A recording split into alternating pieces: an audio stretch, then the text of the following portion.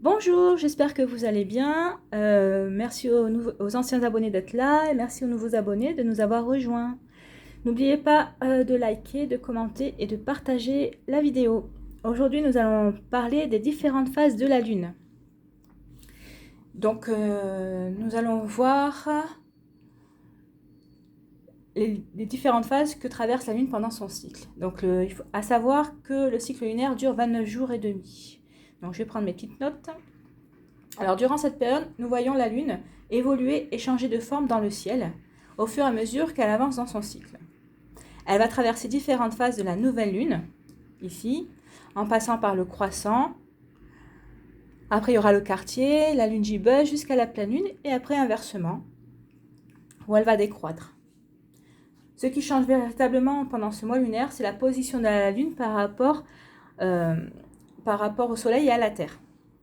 Donc, quelques explications un petit peu scientifiques, techniques. Donc, la Lune tourne autour de la Terre, qui elle-même tourne autour du Soleil. Les phases lunaires sont le résultat du changement d'angle entre la Terre, la Lune et le Soleil à mesure que cela se produit. Donc, ce sont ces changements d'angle qui font que la Lune nous apparaît sous différentes formes, éclairées de notre point de vue ici sur Terre. C'est la répétition de ce jeu de lumière que nos ancêtres ont remarqué, et c'est comme cela qu'ils ont donné un nom différent à chaque phase. Ils ont également étudié les énergies qui pouvaient nous influencer lors de ces différentes phases. À savoir que chaque phase lunaire est bonne pour une chose en particulier. C'est ce que nous allons voir ensuite. Donc, quelles sont ces différentes phases? Donc, il y en a 8. Donc, la nouvelle lune, vous voyez, qui marque un nouveau départ, la nouvelle lune.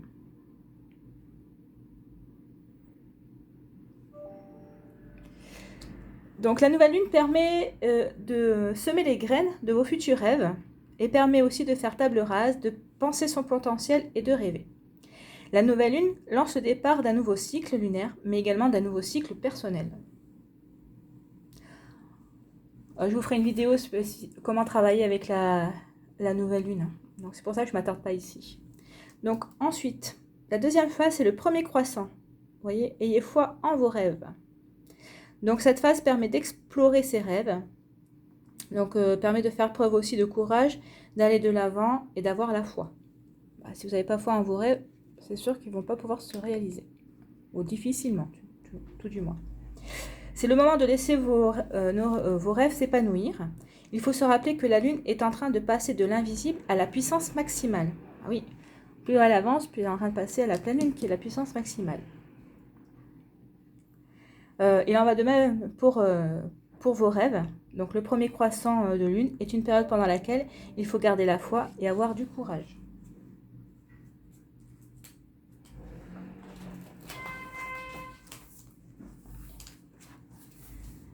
Donc ensuite, nous avons la phase du premier quartier de Lune. Vous voyez, votre engagement est mis à l'épreuve. Donc dans cette phase, permet de s'engager et permet de relever des défis, d'avoir confiance et de faire preuve d'engagement. La Lune ressemble à une demi-lune, on le voit bien sur le dessin. Donc elle est en train de passer de la nouvelle Lune à la pleine Lune. À ce stade, vous commencerez peut-être à avoir quelques doutes sur votre capacité de matérialiser vos rêves. Si vous savez au fond de votre cœur que vous n'êtes plus tellement passionné ou engagé envers vos vieux souhaits, il faudra les laisser partir. Si à l'inverse, vous êtes toujours autant réjoui, autant passionné et autant motivé par ce qui vous occupe, c'est le moment de vous engager doublement envers tous vos rêves. Donc ensuite, nous avons la quatrième phase qui est la Lune gibbeuse.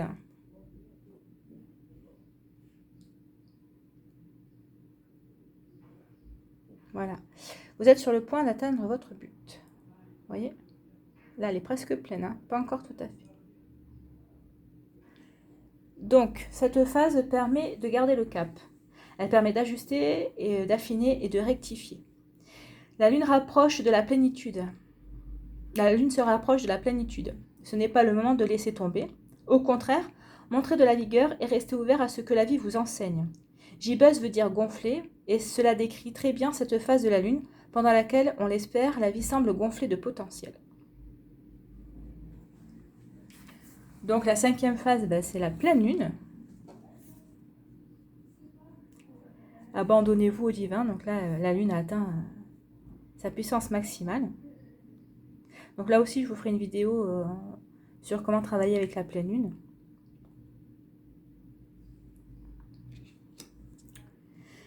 Donc la phase de la pleine Lune, c'est maintenant ou jamais en fait. Les mots-clés de cette phase sont résultat, pardon et gratitude.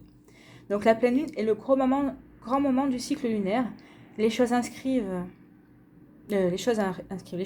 arrivent à un point critique à présent, et nous le savons d'instinct. Alors, si l'un de vos vœux doit se matérialiser, il pourrait bien se réaliser à ce stade du cycle, ou peut-être recevrez-vous un signe que cela ne va pas tarder, que votre vœu est en route, que la réalisation de votre vœu est en route. Alors, certains vœux prennent du temps. Effectivement, c'est pas parce que vous avez fait un vœu 15 jours avant qu'il va se réaliser 15 jours après. Des fois, ça peut prendre plusieurs mois. Ça dépend de votre motivation aussi à le voir se réaliser. Donc, il faut aussi que vous analysiez vos sentiments par rapport à ce vœu, à vos rêves. Comment vous sentez-vous par rapport à vos rêves? Donc, il faut que vous pensiez du mieux possible à tout ce que vous voulez. Il faut que vous les sentiez au plus profond de vous, il faut que vous les sentiez avec le cœur. Et il faut que vous vous considériez aussi comme chanceux. Et que vous les visualisiez comme s'ils étaient déjà arrivés, déjà présents. Ensuite, nous allons passer à la phase lunaire de la dissémination. Prenez le temps de souffler. La lune disséminante. Donc, cette phase permet de respirer, permet de se détendre, d'accepter et de se ressaisir. Après toute l'intensité de la pleine lune, il peut être tentant de s'effondrer. Si les choses n'ont pas réussi pour vous, alors que faire ensuite? C'est une très bonne question. Donc, si elles n'ont pas réussi, peut-être que vous voulez vous détendre. Donc, faites-le pendant cette phase si tel est le cas. Par contre, si votre vœu, votre rêve s'est amorcé, a débuté, ce n'est pas le moment de vous reposer sur vos lauriers. Ce sera au contraire le moment de vous lancer à fond dans votre projet et d'insister. Par contre, si rien n'a démarré et si rien ne se passe, ce n'est pas le moment de commencer une nouvelle entreprise. Mais c'est plutôt le moment de rassembler vos forces avec douceur. Donc, nous avons l'avant-dernière phase. C'est la phase du 3e quartier. Donc là, c'est la phase des ajustements sont nécessaires.